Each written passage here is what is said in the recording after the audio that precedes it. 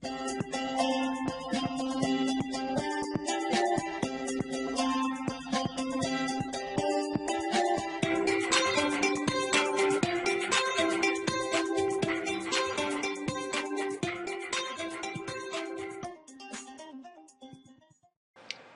and welcome to Nerd Blurt's review of PhD Virtual 6.2 with cloudhook. In order to do this, we're going to end up needing two files. But let me first say that this is a sponsored post, and it's been noted on my disclaimer page under sponsors or disclosure. And it's the first time that I've actually physically used PhD Virtual Backup 6.2. So let's get started. We're going to start here with PhD Virtual, needing two files. First, we're going to need the PhD Virtual Backup Client install.exe, and we're also going to use the PhD VBA.ovf.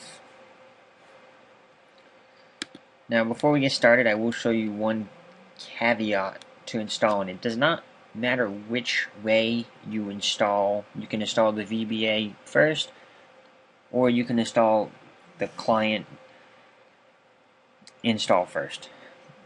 The only thing I will say is if you go to install the client install, as you see here, you do need to have it on a Windows machine, and you cannot be running vSphere while you are trying to set up the machine. As you can see here, it gives you a nice little error. So we're just going to close out of that. If I was to close out of vSphere, it would install without a problem. As you can see here on my desktop, I already have it installed. But we'll get to the management console in a minute. So for now, we're going to open up our vSphere, which I've already logged into previously. So I'm going to deploy my OVF file and create the VBA. So to do that, we're going to go File, Deploy OVF Template. From here, we're going to browse to our location. We're going to select the file, and then we're just going to click Next. You can see here in the template it says, it's the PhD VBA, which is the Virtual Backup Appliance version 6.2 from PhD Virtual Technologies, and just some other useful information. Now, for this purpose, I'm going to thin provision it. You can, however, just keep it thick provision without any problems. I'm going to label this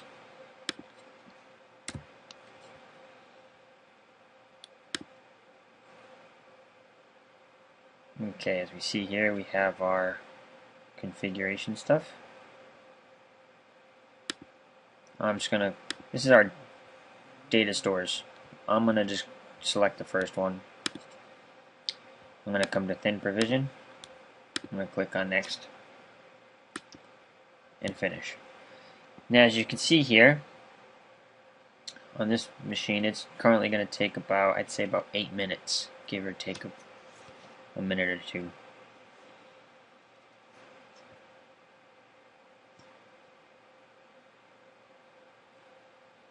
Let's see what we got here.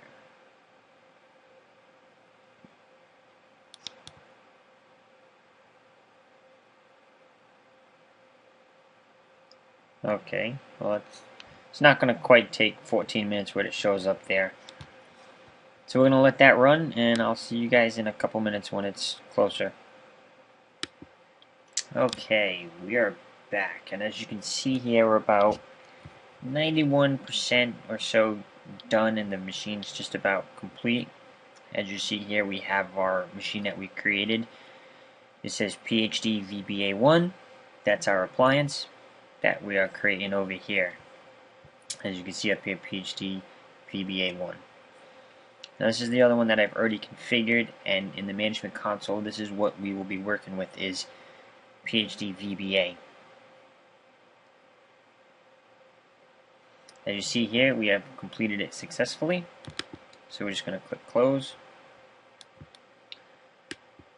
And then what I'm going to do is I'm going to power this machine on, which I had it powered off. I didn't start it powered on.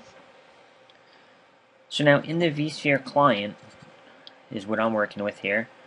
You can see I have my 4 machines, and I'm just going to right click this backup test because this is the machine that I use to test with. And as you can see here in my drop down menu for my right click, I have PhD Virtual Backup options. So from here we have backup, recover, replicate, and the console. What happens is if I click on backup, it's going to pull up the backup portion wizard and allow me to configure a backup job. And the same thing with recover and replicate in console. It's pretty nice. I like how convenient it is. It's right there for me. So if I wanted to create a backup job of this VM that I created newly, or newly created VM, it'd be right there. So I'm going to open up the VBA now, Management Console. And here you have the choice of going Citrix or VMware. And I currently don't have Citrix installed, so we're going to select VMware. And I'm going to enter my host, and they're both on the same host, so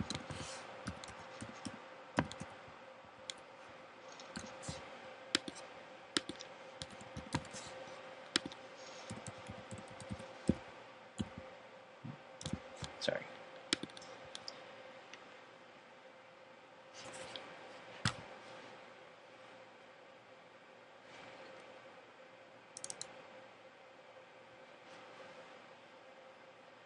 Okay, as you can see here, the first time I have never configured VBA 1 yet. So it's the first time it's being installed into the dashboard, so it's asking me to configure it now.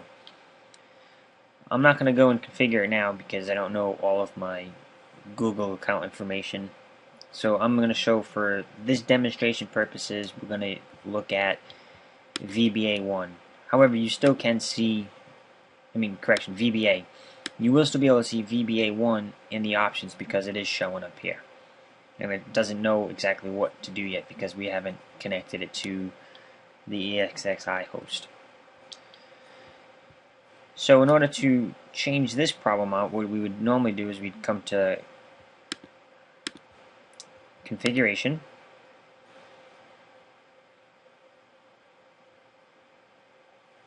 now the one thing that I like in this setup here is I can choose which appliance. So if I had multiple appliances set up on this host, I can select which one I want to go to. So I am going to go to the VBA since I already have it set up.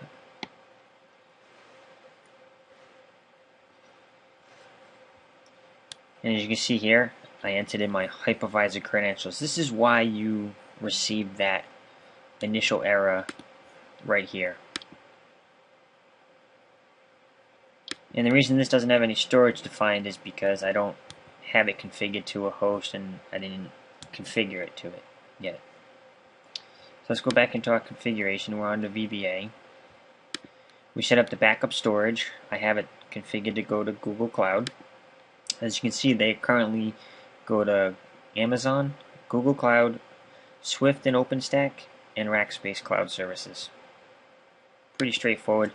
Now you do have to have, and it says right here, write space to be configured for local caching. So to do that, you would just come in here and you would configure your write space. Now I don't have any other VDAs attached, virtual disks attached, configured currently. So this is, I created this one specifically for this purpose. I didn't configure IP address, however you can set it up for static IP. I just left it as dynamic. You can have it configure you and send you emails. The retention, I pretty much kept this at the default, but as you can see, you can keep all, you can do typical or you can do custom. And this is, I kept this all at defaults. I didn't configure replication for this demo purposes and testing purposes. Neither did I check out any of the connectors. I'm going to click on no because it's going to reboot the system. And as you can see here, it has our 2 appliances showing.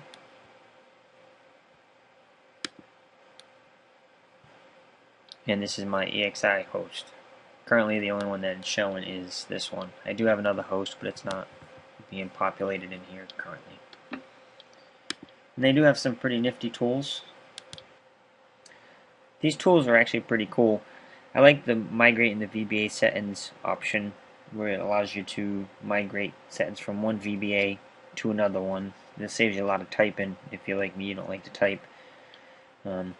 Overall, I was impressed with the PhD Virtual Backup 6.2 with the cloudhook stuff. Not really diving too much into the cloud portion of it. It was really easy to use from an end user standpoint, and I'll most likely end up doing some follow-up posts on the actual backing up of a job and recovery, and I do plan on doing one on configuring Google Cloud specifically to be used with this, and where you can find the appropriate settings inside your Google Cloud storage. But overall, I really enjoyed the product. It was easy to use. It was pretty fast to get set up and running. And that's pretty much it. That's my blurt. Hope you all enjoyed it. Bye.